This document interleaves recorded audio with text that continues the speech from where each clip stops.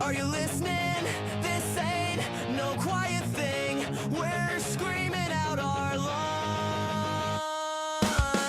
Hey, are you listening? Hey, are you there? Hey, are you listening? Or do you just not care?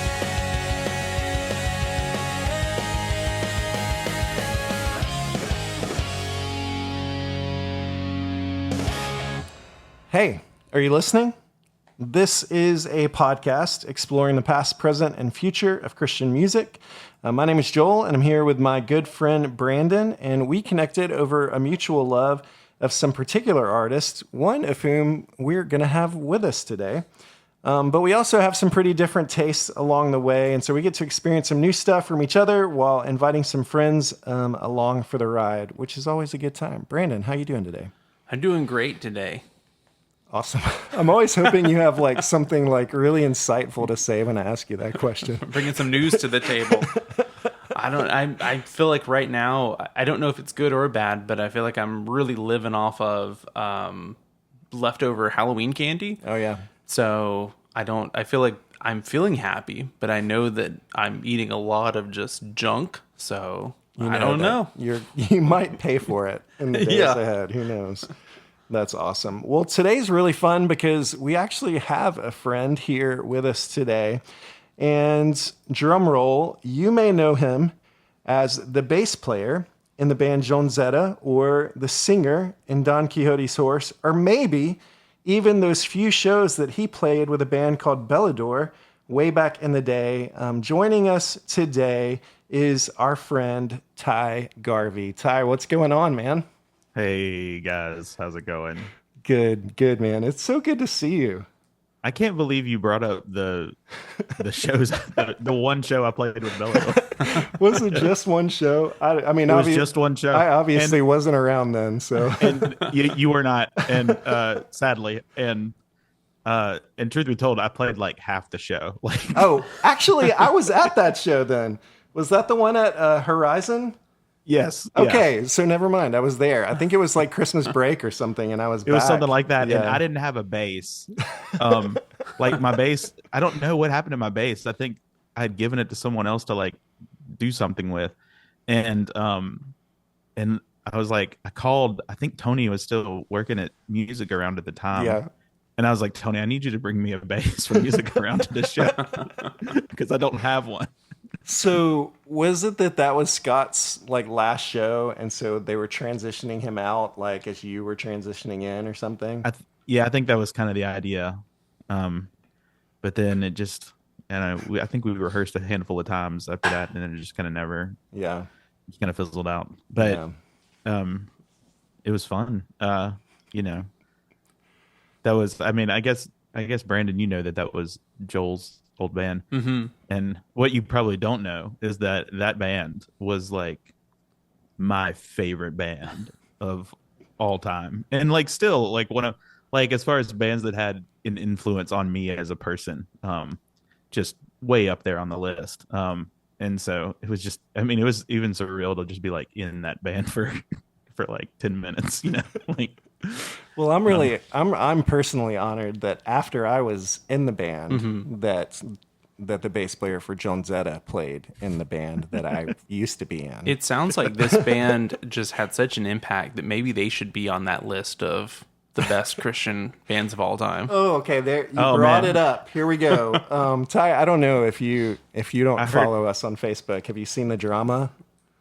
No, I haven't seen the drama. I don't have a Facebook, but I have listened to that episode. Yeah, there's some real controversy in that episode.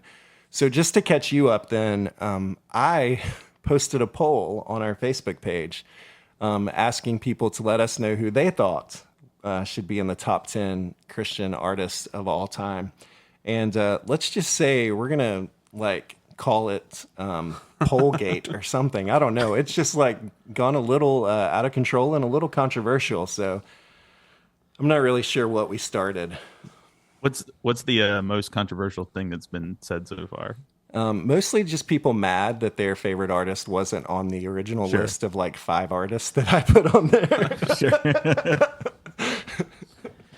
I feel like the list, it is a little weird though, because you have right now Amy Grant's leading. But I think that Jonezetta right now is like in a 10-way tie for 10th place on the best Christian bands ever. So I personally voted for Jonezetta. However, I also voted for Amy Grant. So, I mean, we are getting close to Christmas season, and Amy is the queen, in my opinion. So, I don't know. People are going to people and have their opinions about who they think should be up there. But ironically, I don't think that our list is going to end up being that different from the list that we covered on Ranker, which breaks my heart a little bit. But I'm with you, Joel. I just kept shaking my head at that list. You know, it's whoever's playing on K-Love now. It's basically what that list is, I guess. I don't know as someone who doesn't listen to K-Love. So yeah. Anyways, well, thanks for bringing that up, Brandon. We do encourage you to go find the poll and vote, especially if you vote for Jonezetta. Yeah, it'd be great.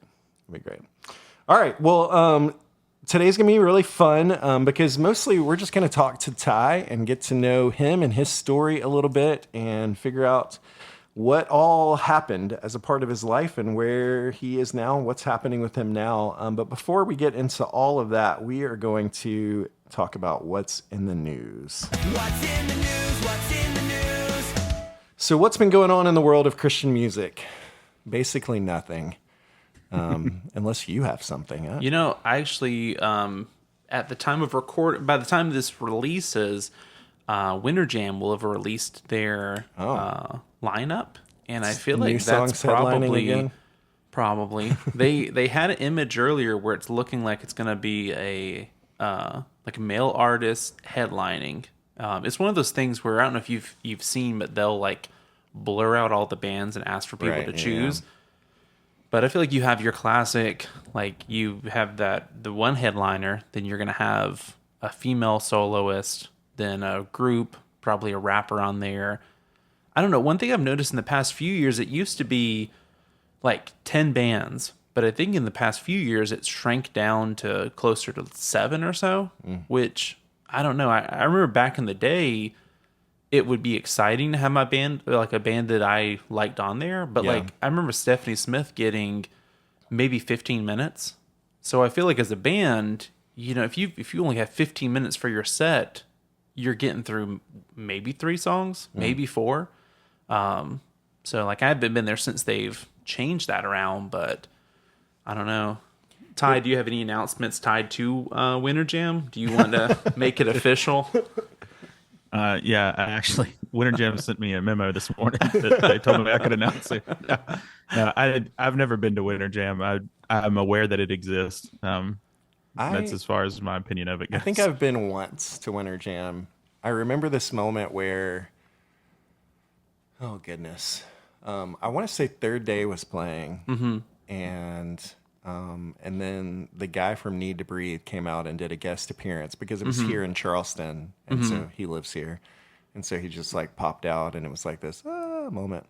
But that's really all I remember. Well, see, I remember for us, we were kind of in this bubble of we just had. I was explaining that the radio station we grew up at, it made K-Love look like it was on the cutting edge. Because it was just very this like conservative, radio friendly one. So when Winter Jam would come, it was actually us getting to see bands that were a little more out there. And I remember one of the years the lineup was you had Toby Mac, Stephanie Smith, Family Force 5, Hawk Nelson.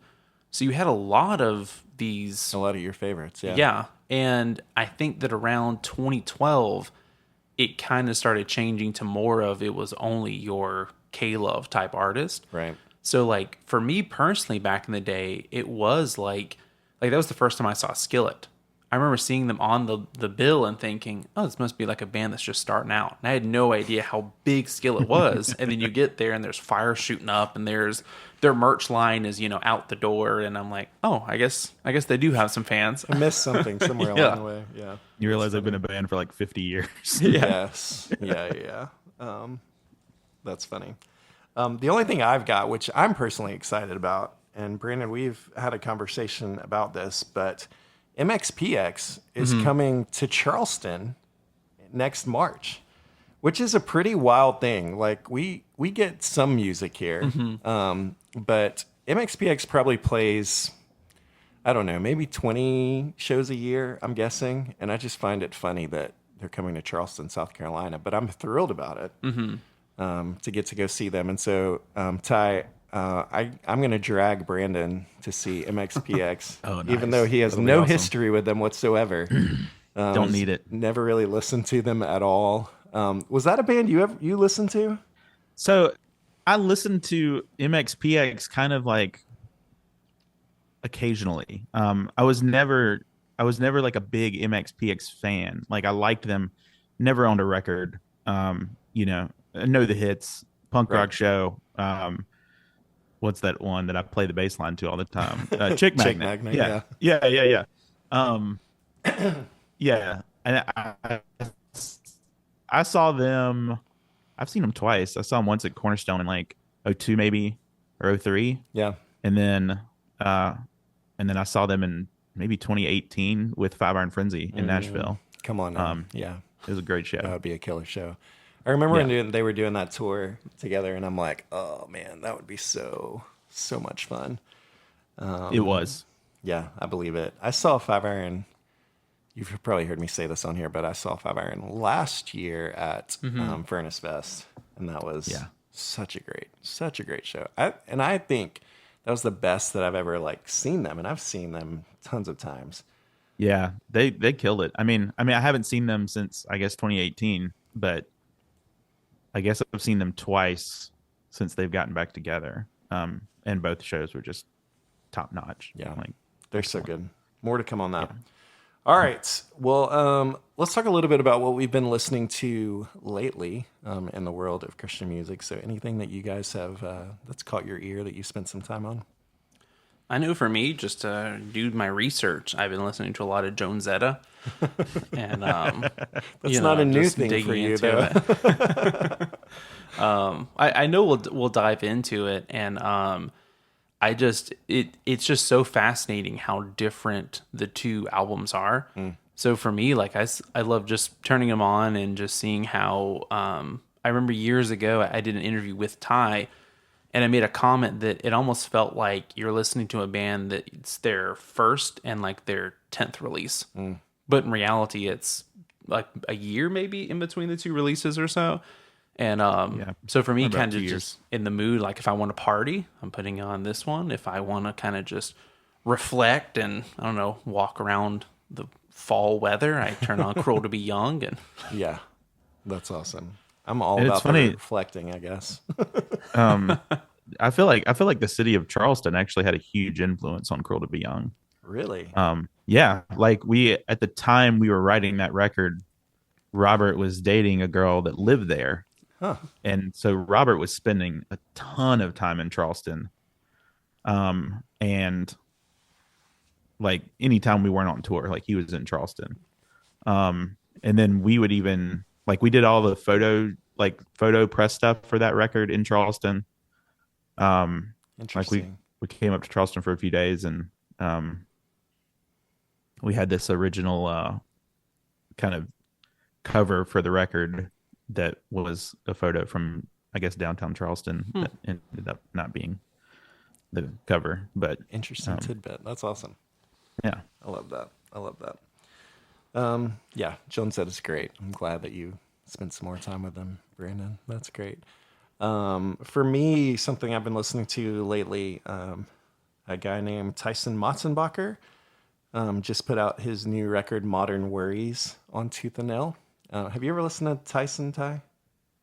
I haven't, but I've heard I've heard a lot of people mention him. And I've kind of been out of Christian music for like listening to it for a long time. Yeah. And so, but he's one person that a lot of people I respect their opinion on a lot have mentioned him to me. And so I've been meaning to check him out. I just haven't gotten around to it yet. I think you would like him.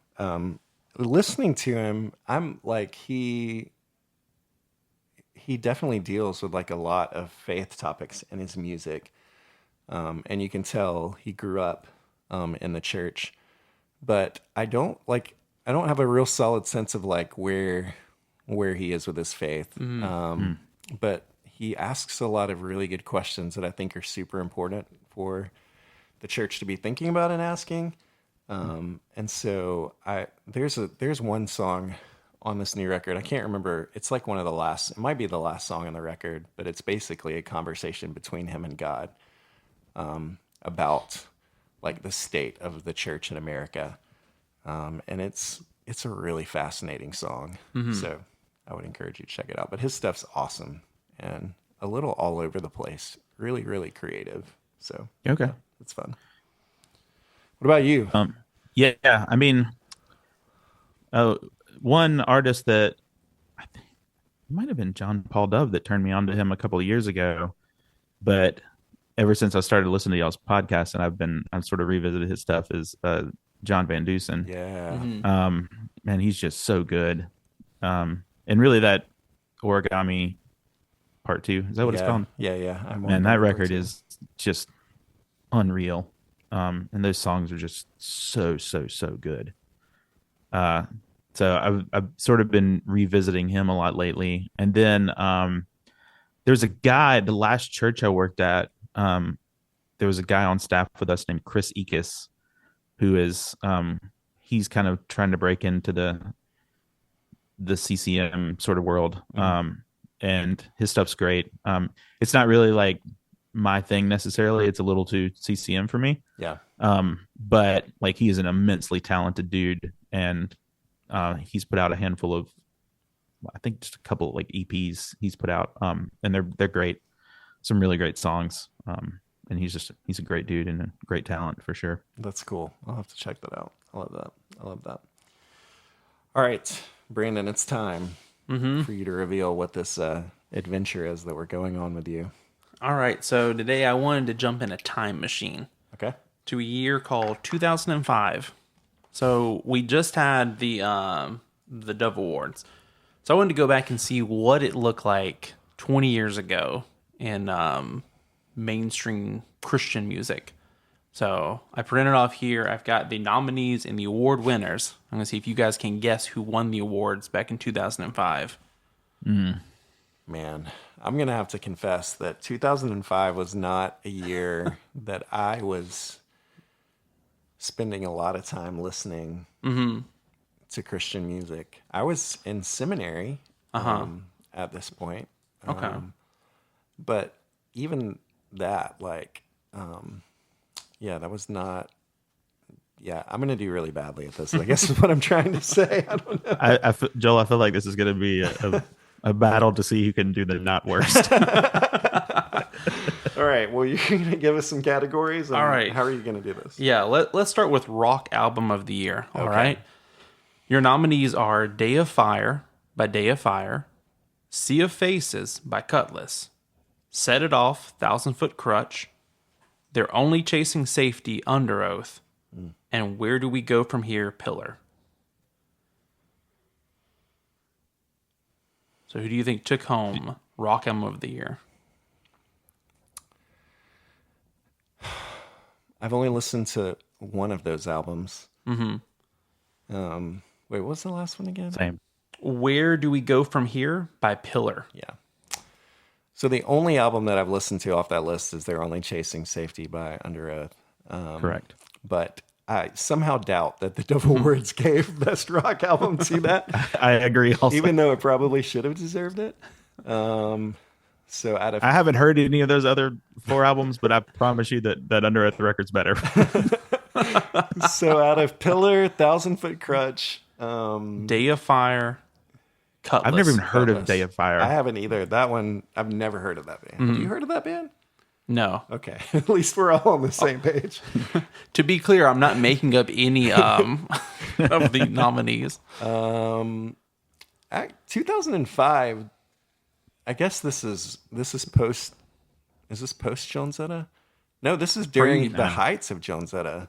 So, this is before the first record came out. Really? Yeah. Holy cow! They had no idea what was coming. But you were what month was the Dove Awards held? I When are we talking? think it would have been fall. Yeah, it would have been the fall. Fall. So we were probably writing or finishing writing Popularity at this point. Ty, did you ever play a show with Cutlass, Thousand Foot Crutch, or Day of Fire?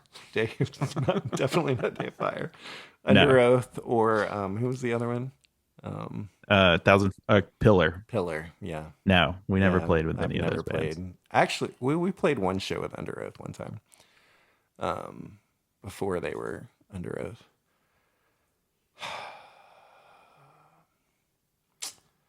Yeah, I'm gonna go with Thousand Foot Crutch. I'm gonna go Cutlass. And your winner is Day of Fire. Great. They released 2 more albums, and they've got 25,000 monthly listeners on Spotify. So What label were they on? I have no idea. Okay. Cutlass was on. I can't remember. Yeah. That was not that rock category was never my rock category. Same. Yeah. Next up is Song of the Year. We have Blessed Be Your Name, Dare You to Move, Friend of God, Glory Defined, Healing Rain, Meant to Live, More, Through the Fire, Who Am I? You Raise Me Up. There's 2 Switchfoot many. songs. Yeah. Also, not to mention 2 Switchfoot songs that were on a record that came out, like 3 years before this? Actually, I think that we talked about this on a previous podcast. Did that album come out in 2005? I think it might have. I feel like it came out in like 02. No, not 2005. I think Or it would have been 3. 2004. Because usually with like... Well, was it 04? It had to been. I think it was 03. I moved in 03, and that record was already out in 03 at some point. Yeah, I think it was 03. Because they did that 20th anniversary. I feel like that was 2003 when they did that, my version. Oh, man. That was like, yeah, just a couple of years ago, though. Yeah. I'm guessing you're looking it up. I feel like Yeah. the internet is debating on this topic. I'm going to go Blessed Be the Name. Beautiful Letdown came out in 2003. Yeah. That checks out. So why 2 years later are we nominating? Oh, that's just, I feel like that's just Christian music for you. All right. Blessed Be Your Name is definitely a banger, but I'm just going to go from my love for Switchfoot and say Dare You to Move. And the winner is Who Am I by Casting Crowns. Considering our ranker poll, I can see how that happened. Here's another one. New Artist of the Year. Okay. Barlow Girl. Bethany Dillon. Building 429. Day of Fire. Matthew West. Day of Fire was just killing it at this Dove Awards. Yeah. They were the next big thing. I feel like Building 429 was around well before that. I kind of thought that too, but I mean, there's a lot of love out there for Matthew West, so I'm just gonna go Matthew West. Okay, I'm going to go Day of Fire. I think they took home 2 that year. Building 429. Oh, you were so man. close, Ty. Here you go. Group of the Year. Casting Crowns. Mercy Me. Selah. Switchfoot. The Crab Family. That's such a broad spectrum of musical genres. As much as I would want it to be Switchfoot, I'm sure it was either Mercy Me or Casting Crowns. Yeah, I'm going to go Casting Crowns just based on the Ranker episode. There you go. Oh, no.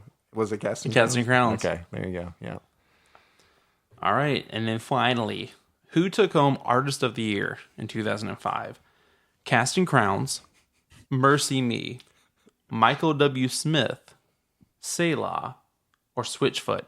So basically the same list, but swapping out 2 people. I'm going to go for Casting Crowns again. Yeah, I'm rolling with Casting Crowns. That's my money train. All right. Your 2005 Artist of the Year is Switchfoot. What? Oh, wow. They got something right.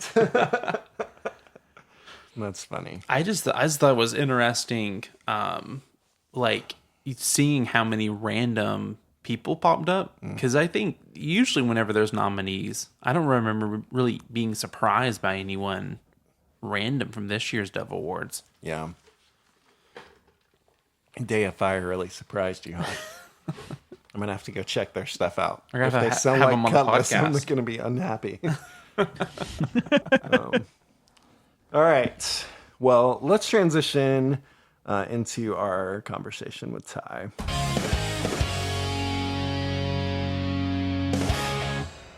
So maybe before we dig into asking Ty questions, Brandon, I feel like this is a great opportunity for you and I to share like a little bit of our history with Jonezetta.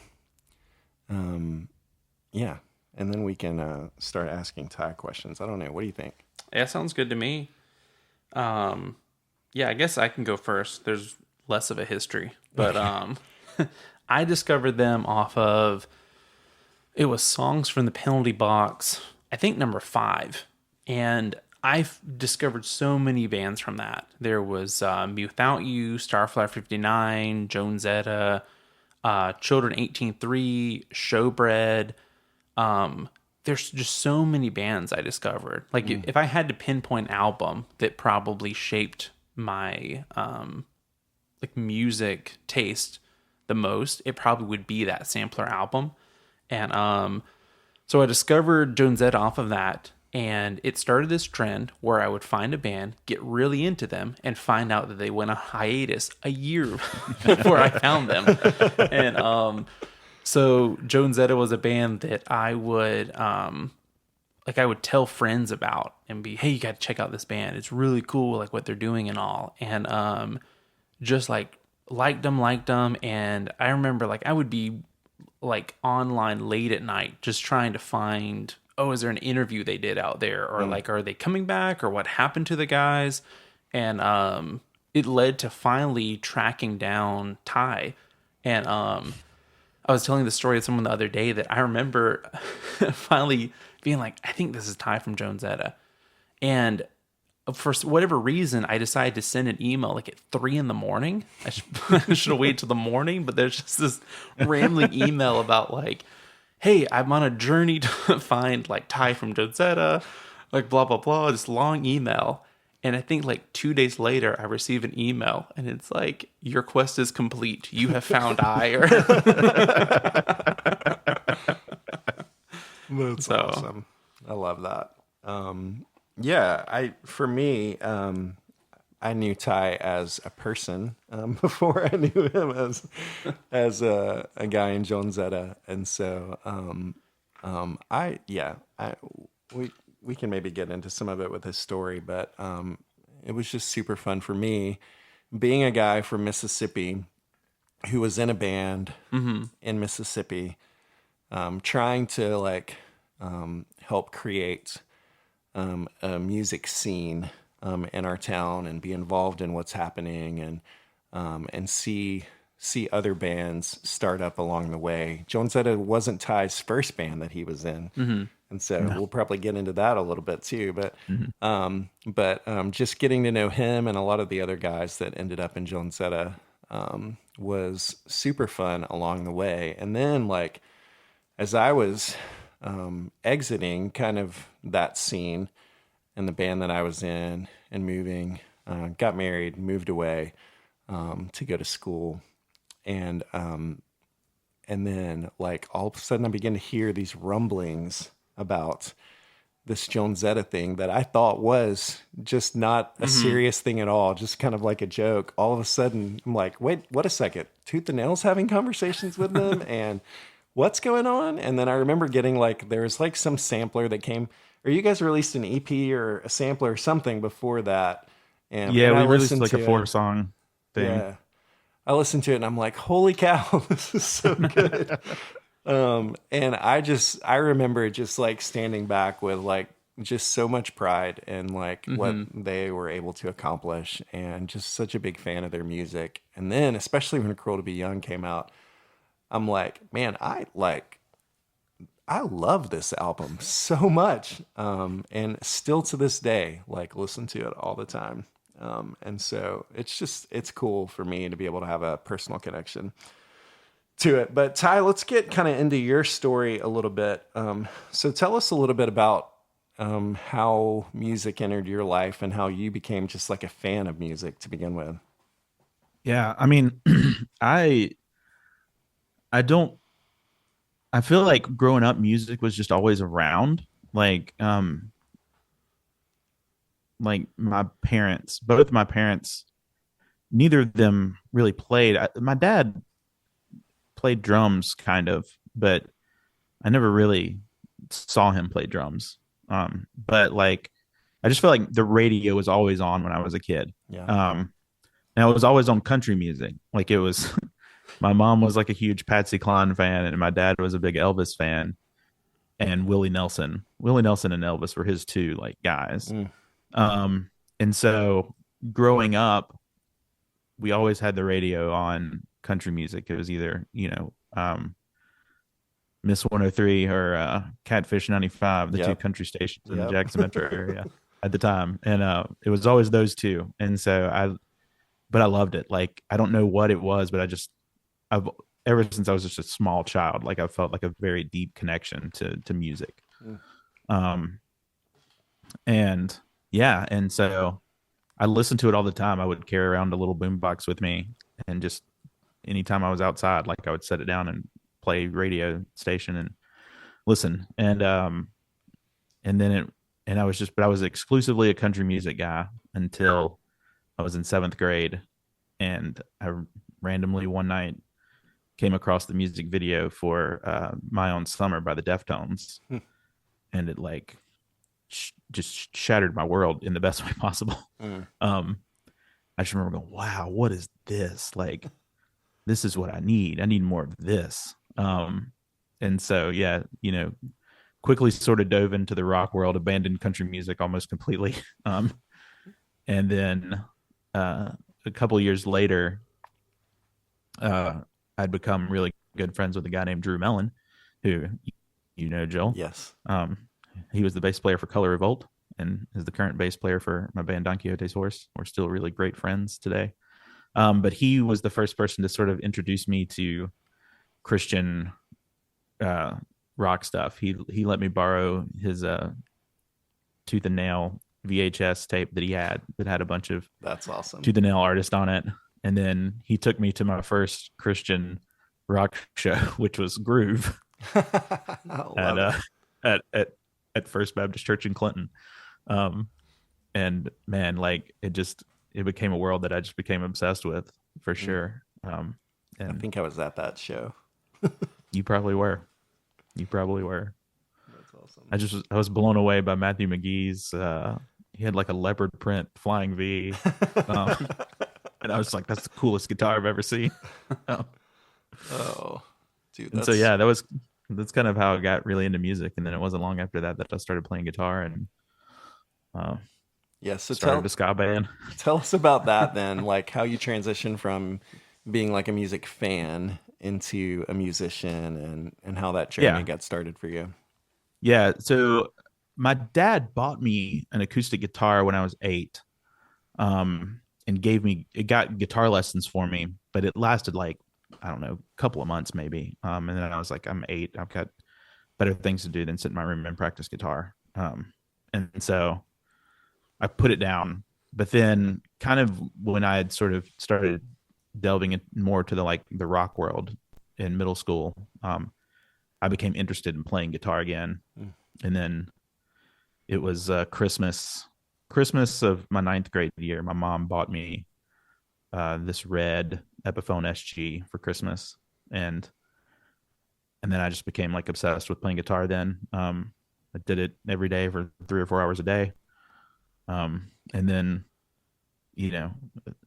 probably 7 or 8 months later, me and Drew decided to start a ska band, and we were called We're Not Ugly, and we were exactly what you would imagine a bunch of 15 to 16-year-olds playing Christian ska sounded like. And we had a great time though. And that's how I met Joel. I think it was like summer of 2000.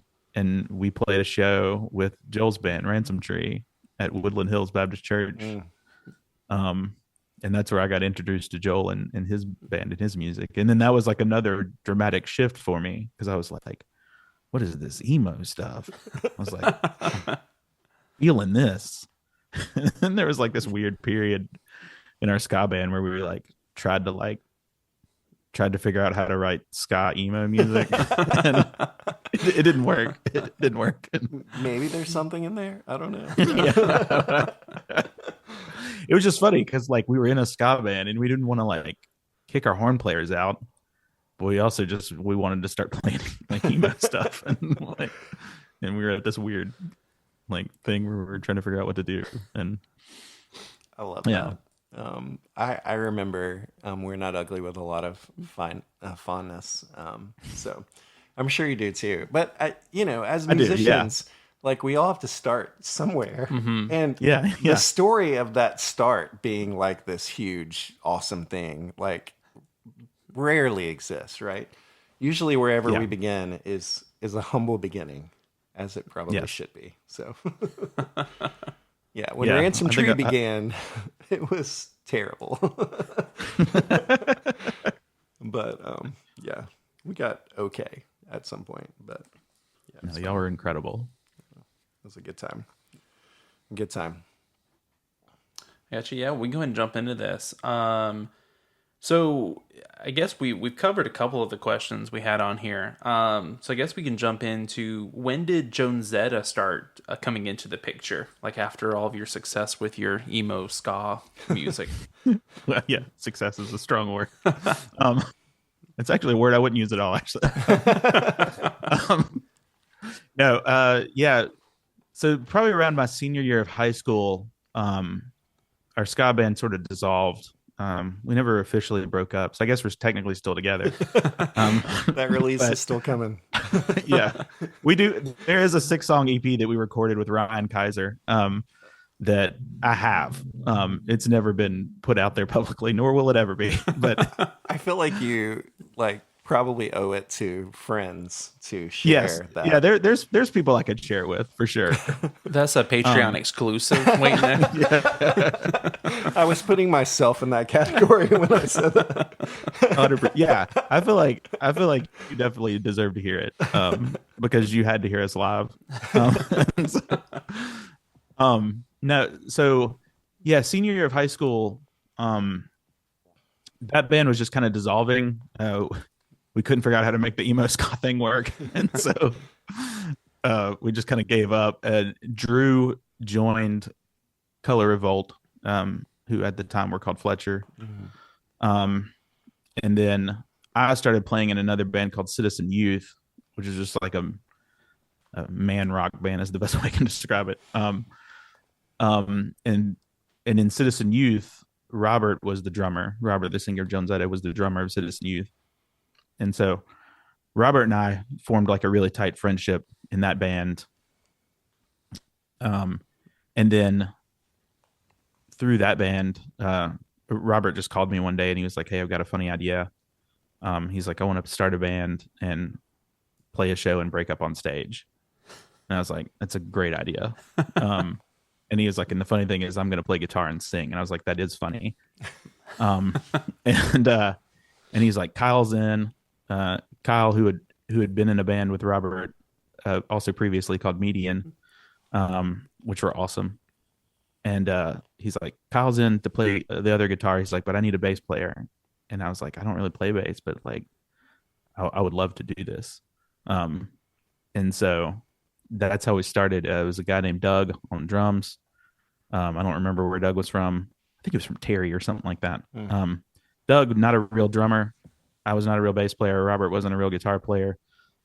Kyle was the only one doing what he was supposed to be doing in the band. And we played that first show. We broke up on stage. It was funny. It was a good time. And then a few months later, people asked us to play again, and we did. And it was at that second show that I realized, I was like, "Oh, this is way more fun to me than my real band, Citizen Youth." Mm-hmm. So I decided to quit Citizen Youth at that point. and then was just kind of bandless for a while. Because while Jonezetta was a thing, we weren't really a thing. Like, we didn't consider ourselves to be a real band. The only time we would get together and play was if someone asked us to play a show. We didn't practice, we didn't write songs. And so I was kind of bandless for a while until until I joined Bellador for about 10 minutes. Hey, I have a vague memory, Ty, of coming to someone's house that had like a room over a garage. Does this sound familiar? Did you guys practice? Like, Jonezetta? yeah, it was at Robert's house. Yeah. Okay, so There was a room over his garage that we practiced. Yeah, I that was remember our coming space. to one of your I guess early practices or something. Like, I don't know if it was me and John. Was it when Paul Tony or- was in the band? It probably was. Yes, Okay. that would make sense. Yeah. Yeah. Yeah, we were probably just super stoked to have Joel Ainsworth in our midst while we were practicing. Couldn't believe Tony was in our band either, for a little bit. That's funny. What Tony was playing keys? Is that? Yeah, he was playing keys. That's so and awesome. He was playing keys and had like a drum machine that he would make beats for, and he had this sampler that he would make these crazy samples for and stuff. It was awesome.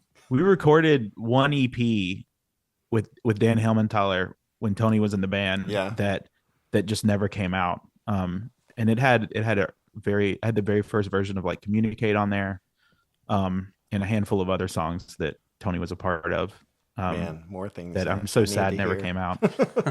I would love to hear that too. Like, I don't have any of that. I don't know that we ever really finished it. Yeah. But there's one song on there that I feel like Tony had a big hand in helping us write, called Sunshine and Spinners. That had this great like trap beat behind it. And I would kill to go back and hear that song. It's probably terrible, but like my memory of it was that it was awesome. And yeah, That's cool. I love that. So you guys were beginning to practice, starting to play random shows. Like, when did this become a thing that wasn't like a joke anymore, but something that you're like committed to?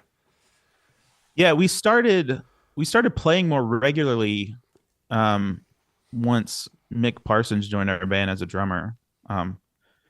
We still didn't practice very much, but like we started kind of playing around town a lot more, and we became good friends with the band As Cities Burn, because they would always come through town and play shows, and so we would always just end up on the show with them, and so we became friends with them, and then they got signed to Tooth and Nail, and then it was like October of 2004.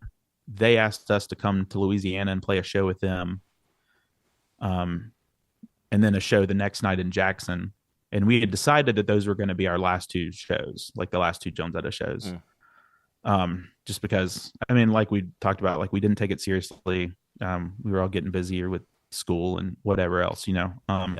So we decided those were going to be our last two shows. And then that night in Louisiana, of the first of the two shows, ACB made their manager, who was on tour with them, this guy named Ryan Rado, he was on tour with them, and they like forced him to watch our set, and he loved us, and at the end of the night he was like, I think you guys are great, like I want to manage y'all, I want to like help you guys out, and we're like, I don't know, we're planning on breaking up tomorrow. On stage. It's funny because we had like billed that show like as this is the last Jonezetta show, like Yeah. and but it wasn't. And so yeah, just on the way home that night, we were like, I don't know, should we give this guy a shot? And we were maybe, and so the next night we were like, all right, man, I'm like, what do you need us to do? And he's like, all right, you guys got to take some pictures, you got to get a MySpace, you got to start recording some demos, because we hadn't done any of that. And we're like, oh yeah, we'll do that. And then like 3 or 4 months went by and we hadn't done any of it. he called us and was like upset. He was like, what are you guys doing? Like, we're like, I don't know. We don't know what to do. Like, and so he got us set up to go to Nashville that spring break of 2005 and record that 4-song EP thing that came out, Yeah. and that became like the demo that we ended up shopping around to labels and stuff. And that's really when things kind of just wildly took off. I remember getting in offers from record labels after we sent the demos out, and Tooth and Nail being one of them. And then it just kind of became apparent by the end of that school year, May of 05, that we were gonna drop out of college, and we were gonna really do this. And so yeah, that was all very wild and very surreal, and it kind of hit me. Like you asked, there was a question where you asked like when we know is kind of a bigger deal. Yeah. And I feel like that summer we did our first tour, just around the Southeast, with a band from Louisiana called Tyler Reed. And that was great. It was a lot of fun. But the last show of that tour was in Jackson, and we had to move venues last minute. There ended up being like 600 people at the show, which was just insane. And then I remember like when we played Backstabber, and like just like everyone in the crowd just like screaming it back at us, and I was like, oh wow, I was not prepared for this, like yeah, it was just a really crazy moment for me.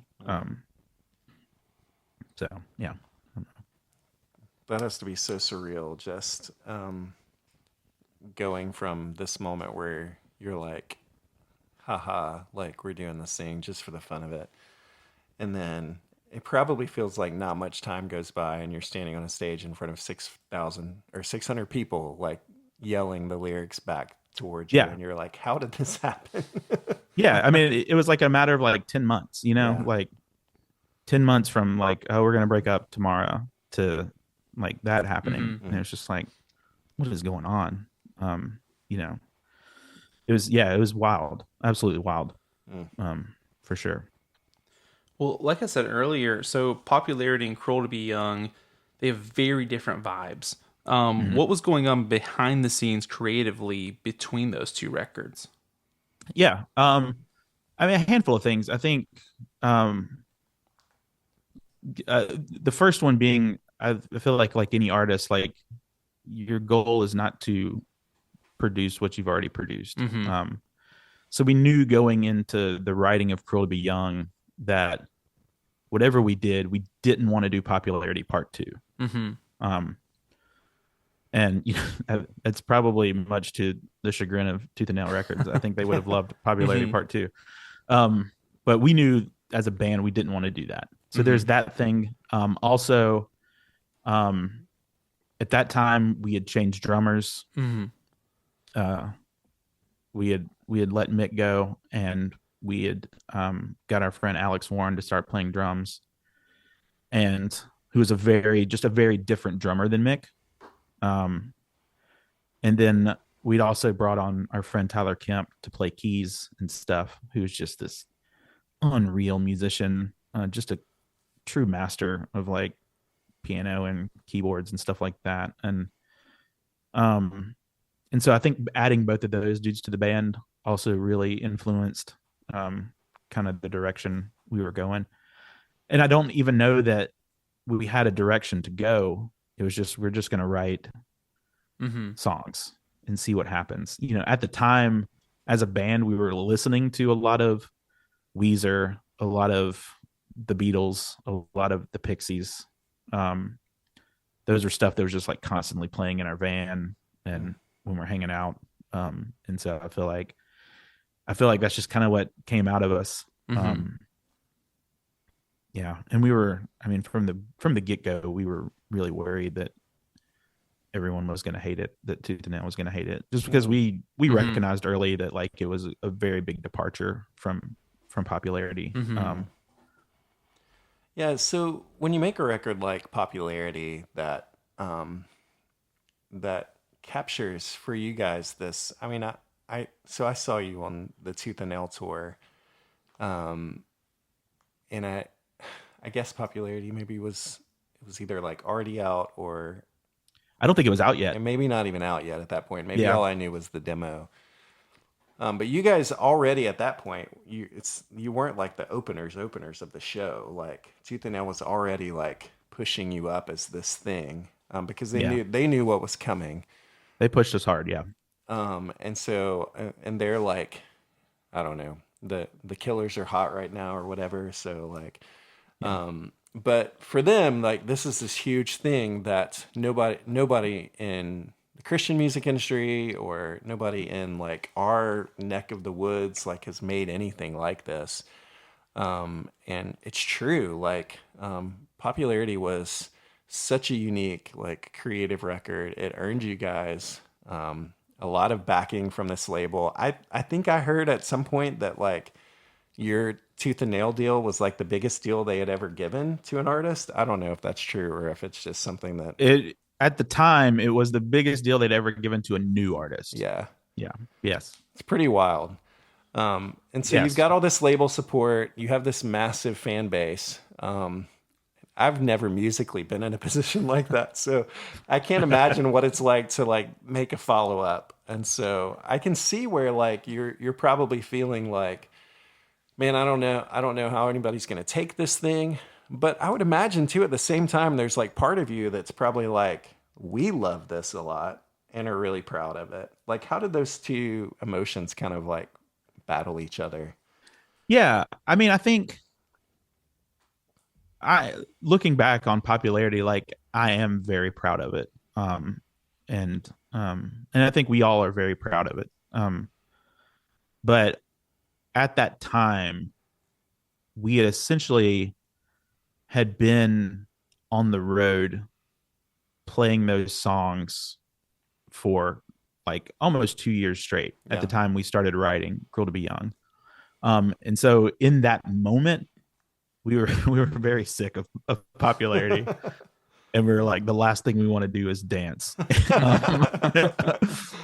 And so, yeah, but yeah, I think at the time we were a little more, we kind of turned our nose up at Popularity a little more, like in that moment. And so I don't know that it was that hard to want to shift away from that, for us. Yeah. That answers your question. Yeah, for sure.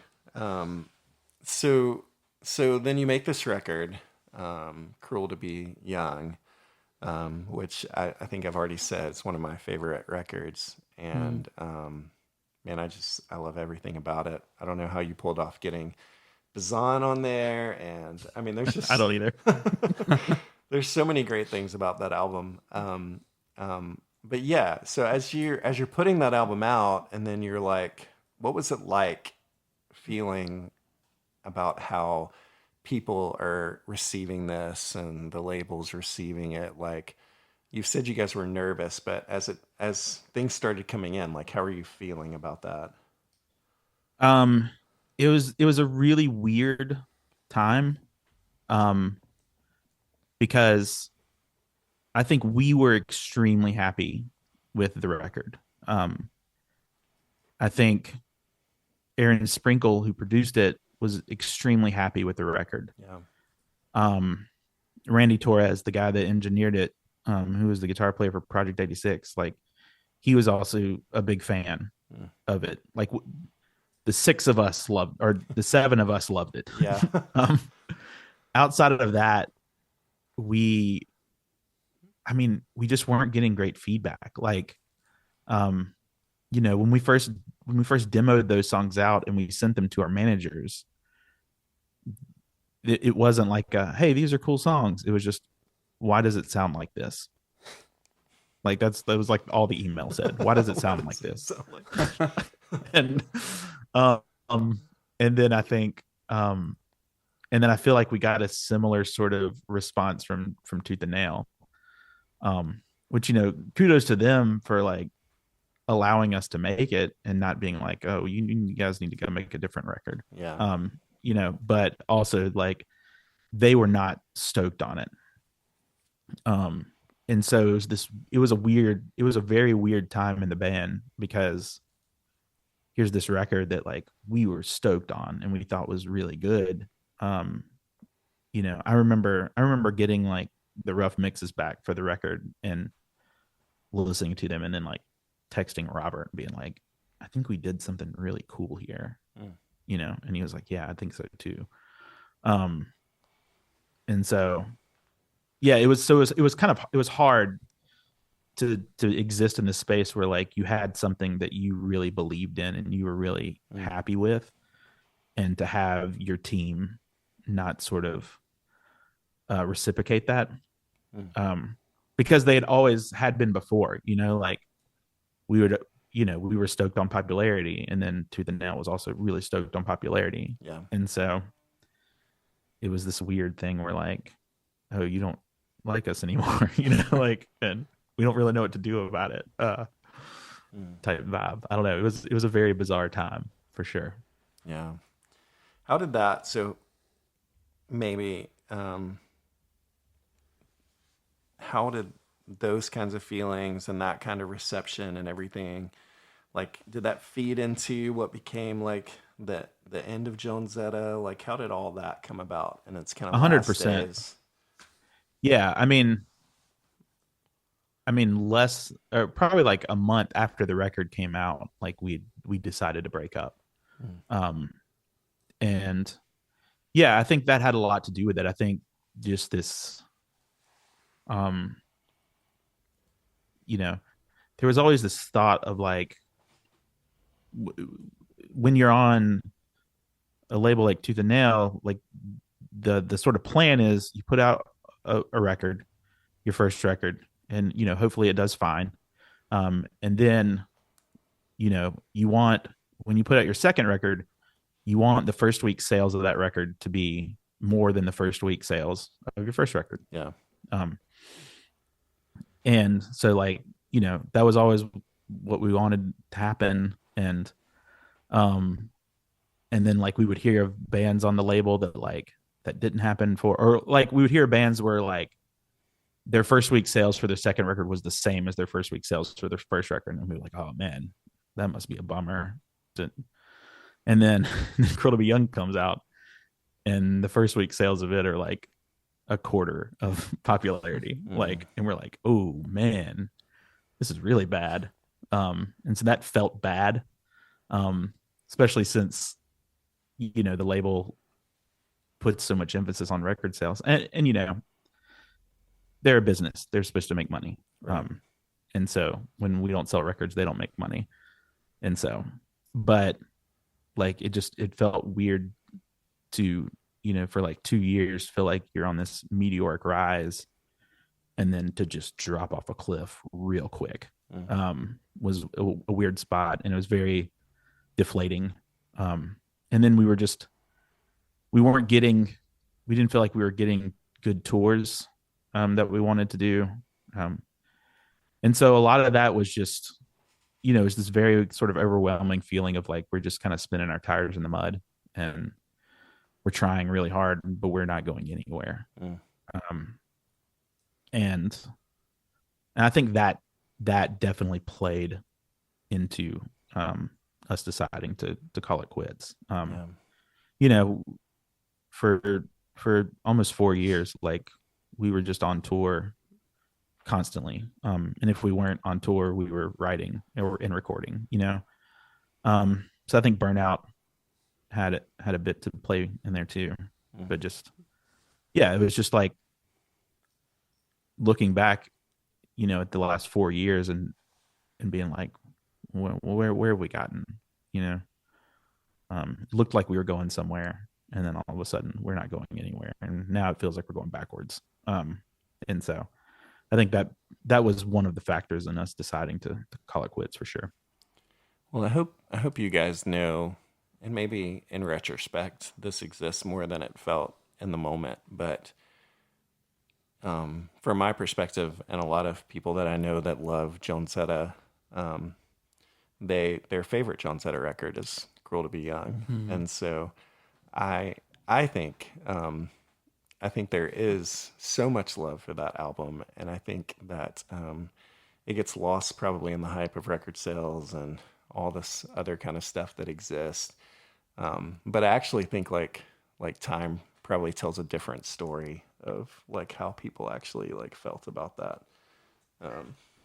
So I think I sent you guys a message after I heard that album, and I'm just like, I don't even believe that this exists. And so, but but but yeah, it's such a great album, and I hate that just the reception kind of led to like a lot of that for you guys kind of immediately. But I can't imagine the feelings that you had to be feeling kind of walking through that. Yeah, I mean, I think one, I appreciate you saying all that, but two, I do think time has sort of like validated our feelings about that record more. Yeah. I think people have said things to us about it that makes me go, okay, we weren't crazy when we thought that this was a good record, you know. So yeah, it definitely feels better. Yeah. And I don't even know that, like, had the reception been good, I don't know that would have changed Sure. what happened, you know. Yeah. Because there are a lot of other factors at play. Yeah. That led to our breakup. So yeah. So after Jonezetta, you move into Don Quixote's Horse. Can you tell us a little bit about how that got started? And what's your plans for the next year or two? Like, do you have a 2-year plan, 5-year plan, 50-year plan? Yeah. We in 5 years we want to be the first band to play on the moon. No. I mean, Don Quixote's Horse started well after Jonezetta, probably about 11 years after Jonezetta broke up. But it was, yeah, I mean, you know, I never stopped playing music. Pretty much as soon as we broke up, I moved to Memphis and became a worship pastor at a church there, and did that for a long time. And then in probably 2019, I don't know, I was in this like weird place where all I'd been playing for a handful of years at that point was worship music. Yeah. And I sort of felt like the creative side of me was gone. Like I used to think like, oh, I used to be creative. Like that was like something I believed about myself. I don't know what happened. But I think I was like, I'm going to try to tap into creativity again, like try to see if I can make something. And so I ended up just writing a song that's just, it's on our first EP. It's called Trust. It was the first song I wrote. And it's really a sad song. But it was the first time I'd sort of tried to write a song from the perspective of someone else. And so I wrote it, and I thought it was kind of cool. And then my friend Jason, who's the drummer of our band, was coming down to visit me. At this point, I'd moved back to Mississippi. And he was going to come down to visit me for the weekend, and he played drums. And I was like, hey, bring your drums. I got this song. I was like, Drew can come over, and I got the song, and we're going to kind of jam on it and see if we can make something with it. And so, yeah, that's what happened. Like, Drew came over, the three of us kind of hammered out that song, and we're like, oh, this is kind of cool and kind of fun. And Jason was like, we should play a show. And I was like, we only have a song. And I was like, if we're going to play a show, that means I have to write at least 4 more songs. And I was like, I don't even know if I can do that. Like, I don't know if I can write 4 more songs. But yeah, we just kind of progressed from there. Like, we started kind of getting together more regularly. I knew I wanted a second guitar player. And so I asked Robert to join as another guitar player. And he was in the band for a while. And then he kind of, I don't know, we didn't kick him out, and he didn't quit. We just kind of, I don't know, it just seemed like something he wasn't really interested in doing. And so I didn't want to make him do anything that he wasn't interested in doing. And a little bit before that, like, we had brought my friend Tucker on as a third guitarist. And so Robert kind of left, and then it just became Drew and Jason and Tucker and I, and that's how it's been since then. I was able to write a few more songs. You know, we've played some shows, and It's been fun. I don't know what our plans for the future are. We have a new single coming out tomorrow, which is November 4th. I don't know when this is coming out, so if it's past November 4th, which I'm assuming it is, It will be, but not by much. Yeah. Yeah, you can go listen to it somewhere on streaming platforms. It's something that we do for fun. Like, we all are married and have kids and have real jobs, and so those things are our priorities. But it's fun to get together every 6 or 7 weeks and play a show or work on some new songs or something like that. And so that's kind of the plans. Like, we're just going to keep doing this until we don't. It's funny. Like, it's nowhere near my most successful band, but it is the band that I've been in the longest of all the bands I've been in. This is the one I've been in the longest, the Don Quixote's Horse. It's interesting. They're releasing a single tomorrow, and Winter Jam's releasing their stuff. So, A little Easter egg there.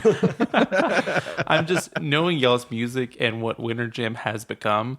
I feel like that would be such a they'd be thrown for a loop. Like, if you just started hearing like Don Quixote's Horse and they're expecting it to be like new song and like Matthew West, and then it's like, what's this band? I would also think Winter Jam is probably really gonna hate this new song that comes out tomorrow. Spoiler alert. Yeah. I can't imagine how cool it is for you just to be like at this point in your life, but still occasionally being able to pick up a guitar and just play music and make music with your friends. Many of whom It's the best thing in the world, man. you've been playing music with for like your whole musical career. 100%. Yeah, Drew and I have been, in bands together since we were 15 years old, and here we are, we're 42, and still doing it, and it's so much fun. I love that. And I can only imagine a little bit of what it feels like, but I can. Quick story, really quick. It's been a few years ago at Christmas time. My wife surprised me we were home for Christmas, and she randomly took me to this place in Clinton, Mississippi. I had no idea where we are. And she was like, go to the front door. And I'm like, okay. And so I did. And it was Ty's house. I walk in, and my band was all there. And Ty hosted us being able to kind of get back together and play some music that we haven't played together in years.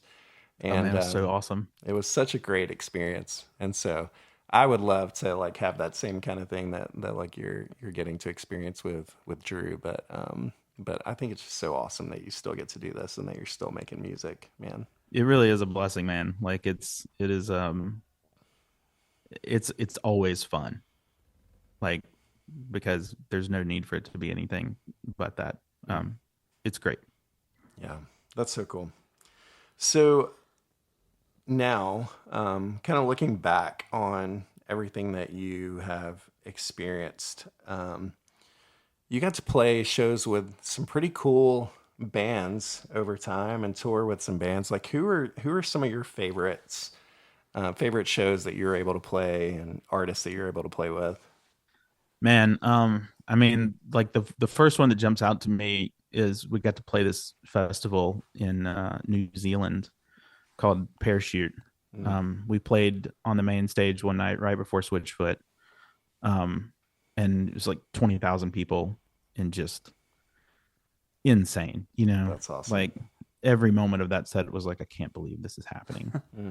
And a funny story about that, right after our set, like, we all rushed off stage and we're just out of breath. Like, we, gave it 110%, left it all out on the court type thing.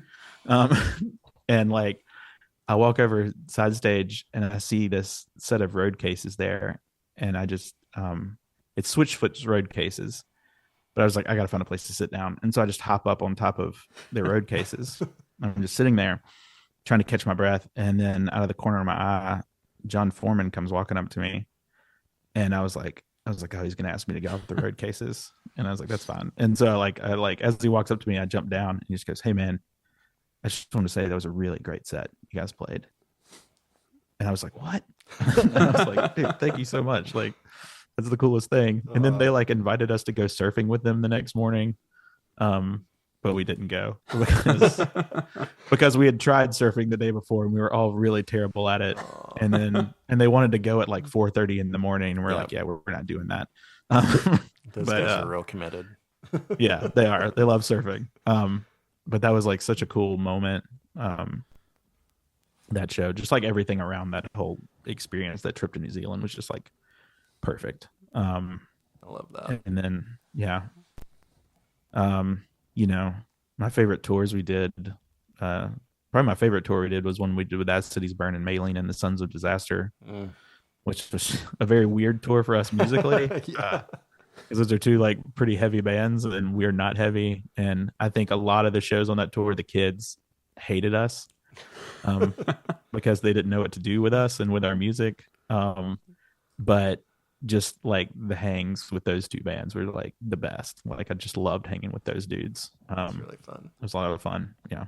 I remember, I think it was, did y'all do a Christmas pageant tour with Family Force 5? Or did y'all just do like a regular tour with them? We just did a regular tour with Family Force 5 in the fall of 07. I think it was called the Dance Roar Dance Tour. Mm-hmm. That sounds like a tour. It was us and it was us and Family Force 5 and Secret Handshake. Lots of dancing. That was the last tour we did before we started writing Cruel to Be Young. Mm-hmm. Yeah.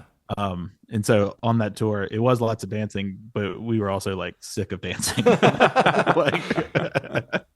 So yeah, there you go. Like we found some inside information. It was the Family Force 5 tour that's responsible for Cruel to Be Young. Yeah. Directly responsible. You mentioned Switchfoot a while ago, and I think that something y'all have in common is having to navigate this tension between being labeled a Christian band versus being a band made up of Christians. So for y'all, how did you navigate that? I don't know. Probably not well. I'm not sure. Like, of course, lyrically, Jonezetta was never explicitly Christian, I would say. But we were definitely all Christians, and I don't know that we had a problem with the label of a Christian band. But I also don't know that we necessarily welcomed it.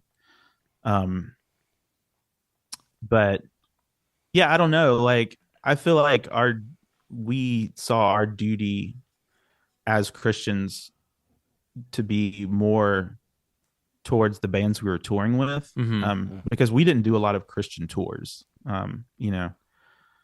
We did a lot of general market and sort of secular tours. A lot of the bands we toured, we didn't tour with a lot of Christian bands. And so that's kind of, if you wanted to call it a ministry, like I think we saw our ministry as being towards those bands that we were touring with, and not so much to the people coming to the shows at night. Of course, like, we wanted to be available and we wanted to talk with kids and hang out with kids and stuff as much as we could. But it's funny. I don't have to bring up the Family Force 5 tour again, but like that was one of the like only like explicitly Christian tours we did, and it like played like churches and stuff sometimes, and that was like a lot of the Christian stuff around that was like my least favorite part of any touring we did. I remember specifically an incident in Oregon where some guy saw us play and he came up to our merch table after the show and was wanting to read the lyrics to our songs and popularity. He came up to our merch guy, this guy named Ryan Carter, and he was like, "Hey, can I look at the lyrics to these songs? I want to see, how much they talk about Jesus and stuff like that." And Carter, being the good merch guy he was, he's like, "Yeah, well, CDs are $10. You can buy one and, and like, look at the lyrics to your heart's content." And because we didn't have any like open, Yeah. And so the guy was like, he's like, "No, just open one up and like, let me look at them." And Carter was like, "Nah, I'm not going to do that. Like, like you can buy one. They're $10." And the guy got kind of like irate with Carter and like I think kind of yelled at him. And so then like a few minutes later, Carter came and got me, and he's like, "Hey, there's this guy out here. He's pretty upset because I won't let him look at the lyrics to the songs. Do you want to come talk to him?" I was like, "Sure, I'll come talk to him." And and I came out and talked to him, and he just immediately like started going in on me for like us like abusing our platform that we've been given.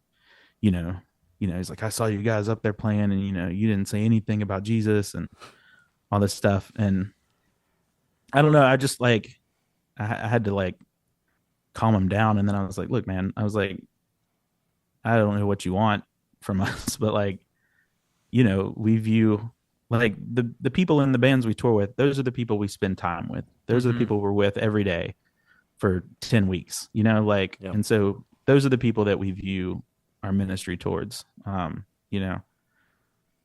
I was like, "You don't know us. You don't know our life. You don't know." And so for like you to come here and be accusing us of all this stuff is just, it's not good. Like, it doesn't look good on you. It doesn't look good on Christianity. Like, what are we doing? And I feel like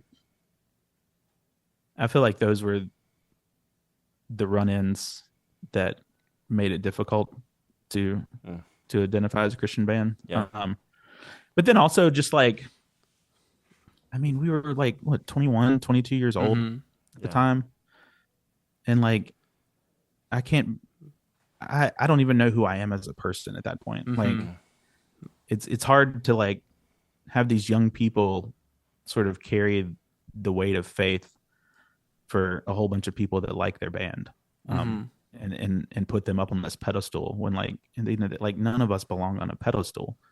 We're just a bunch of kids, and we don't know anything. Like, even if we could, have some sort of theological argument, like, we don't know what we're talking about. Like, we're just saying stuff that we've heard other people say, so yeah, I don't know. I felt like it was a weird sort of line to try and walk. Like, I don't think we were ashamed of it in our Christianity in any way, but it was also, we also kind of felt like it was going to be like a hurdle to our career, like or like something that was going to box us into this thing, and put a ceiling on how far we could go.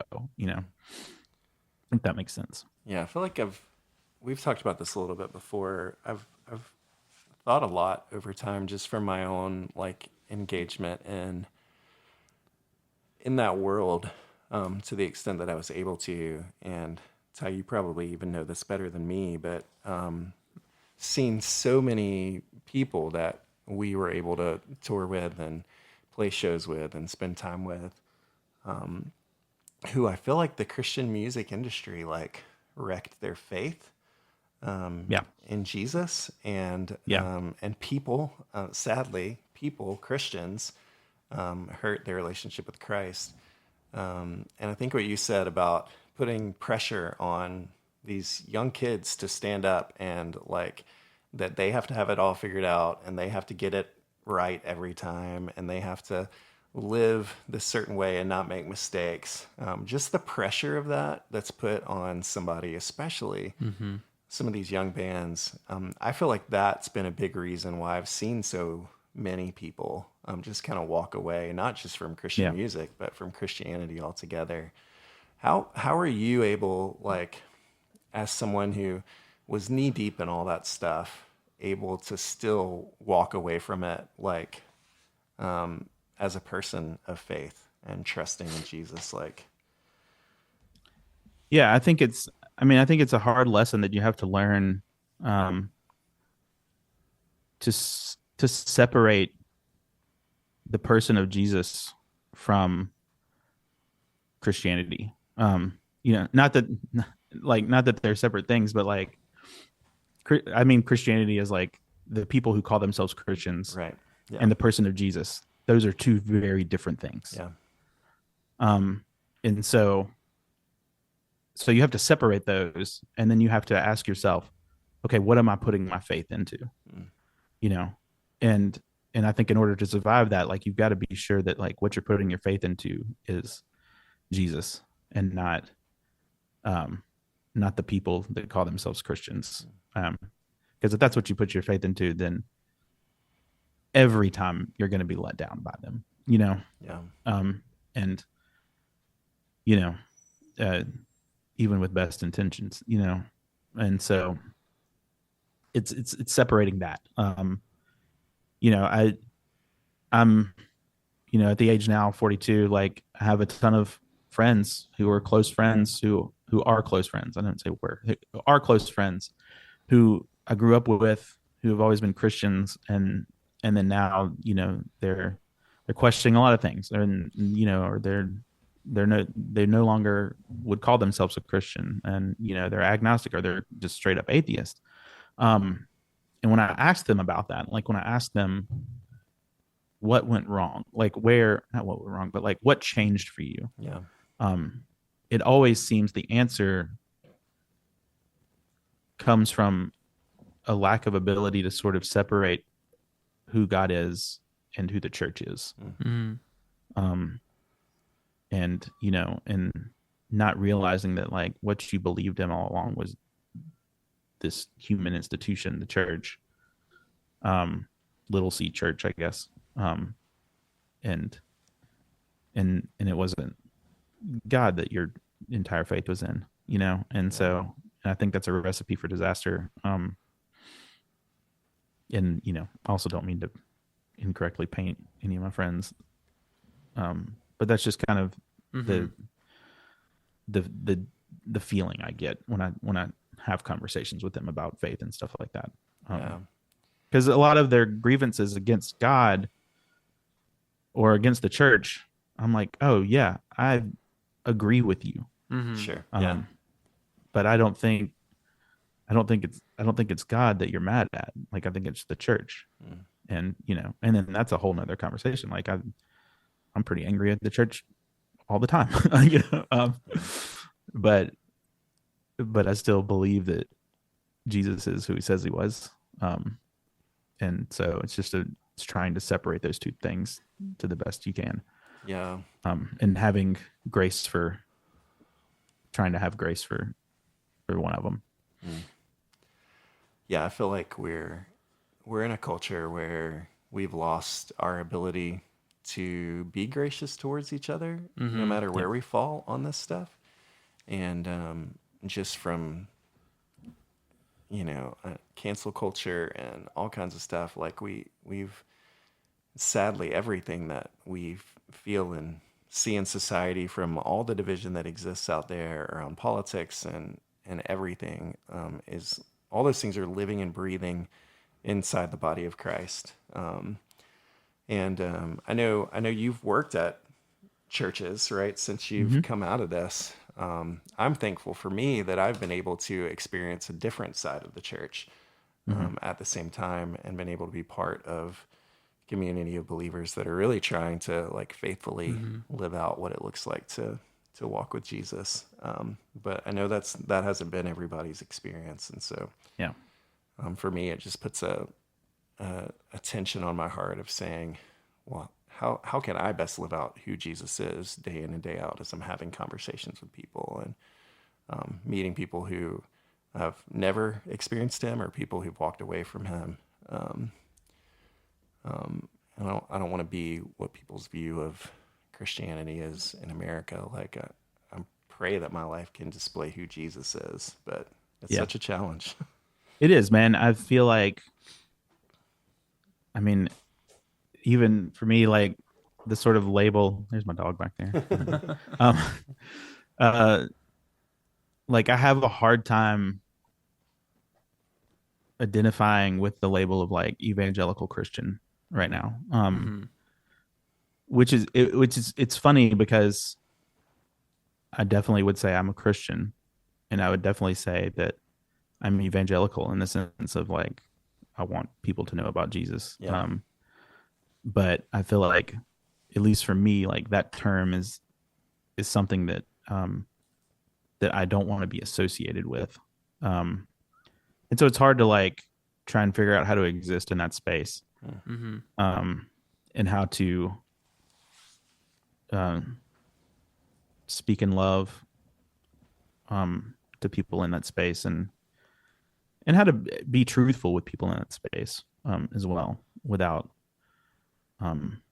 sowing discord or something. I don't know. It's a tough position to be in from my perspective, and it's something I'm daily trying to figure out how to navigate and walk through. And yeah. Well, I'm thankful that we get the opportunity to figure it out, and even though we get it wrong a lot of times, thankfully God's gracious towards us, and Indeed. And we get to do our best to be gracious towards others as well. So, dude, this has been such a good conversation. I'm thankful for you. Yeah, man. Opening up and being real about who you are and where you are. And we're excited to continue. I can't wait to hear the new Don Quixote's Horse track when it hits. And I'm excited to see why it wouldn't fit well at Winter Jam. So I think that'll be a good time. Go give it a listen when you get a chance. Cool. All right. Well, we're going to move into our lyric of the week. It's time for the lyric of the It's time. All right, this week's lyrics come from Popularity, off of Popularity. It's Popularity. I keep on keeping, but everybody's dying for their own opinion. Popularity. Yeah, I think it's scary. I'll fall asleep to you screaming at my brain. I remember hearing that song, and I immediately sent it to my best friend Keith. And I was like, you got to listen to this. And I remember at the time us being like, there's never been anything truer said in music. Congratulations. That's awesome. Yeah. I'll tell Robert you said that. I love that. Well, Ty, thanks again, man, for joining us. I know we've talked about how you guys have something new dropping, but where do you want people to find you online? Where can they find Don Quixote's Horse? Like, where? I'm relatively elusive on the social medias, with the exception of a couple of years ago. I got an Instagram because my wife got tired of tagging Don Quixote's Horse Instagram and like trips she was trying to win for us and stuff. So I don't even. I think I changed my Instagram handle last night. I don't remember what it's called. I think it's now Tizzle from Instant Grizzle. It's beautiful. If you want to follow me on there, I don't know if you.